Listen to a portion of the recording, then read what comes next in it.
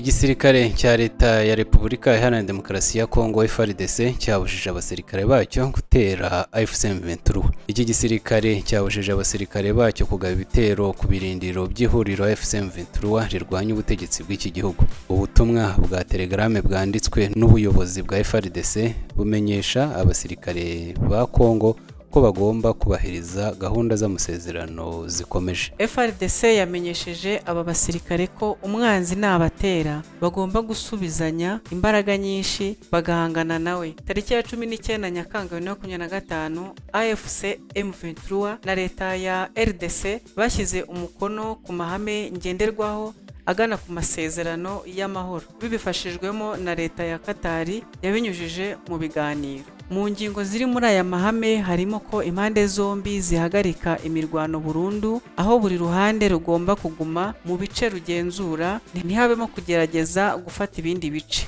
Icyakoze aya mahame yagiye akomwa mu nkokora n'ibitero by'imitwe ya Wazalendo ishyigikiwe na leta ya Kongo ku birindiro bya AFC M23 byatumye muri teritwari ya Masisi, Rucuru na Warikare hubura imirwano.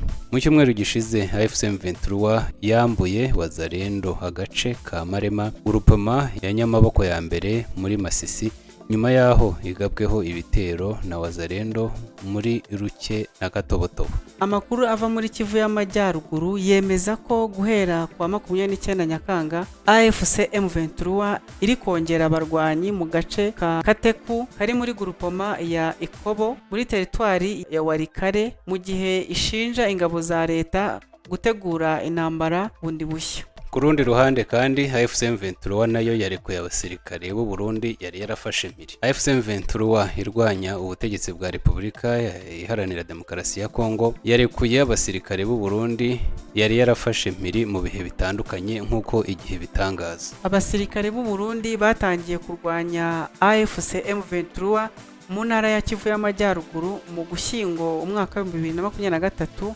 hashingiwe ku masezerano y'ubufatanye mu bikorwa bya gisirikare. Mu bice byo muri teritwari ya Masisi birimo Mushaki, Kirorirwe na Rukara hafatiwe abasirikare b'u Burundi barimo Premier Classe Terence Ndikumana, Adjudant Chef Nkurunziza Richard, Ndikumasabo Terence, Adjudant Ndikumana Felix na Nyandwi Chrysostome. Nyuma y'igihe gikabakaba imyaka ibiri aba basirikare bafashwe, amakuru yemeza ko AFC M23 iherutse kurekura abagera kuri 20, ubu bakaba bacumbikiwe mu kigo cya gisirikare cya Muha i Bujumbura mbere y'uko basubizwa mu miryango yabo. Nubwo batarataha mu ngo zabo, bamwe muri aba basirikare basuwe n'imiryango yabo aho bacumbikiwe muri iki kigo cya gisirikare. Perezida Evariste Ndayishimiye yari yihakanye aba basirikare ubwo yaganiraga n'abanyamakuru mu Gushyingo 2023, agaragaza ko AFC M23 yabise abo Burundi ishingiye ku kuba abarundi basa.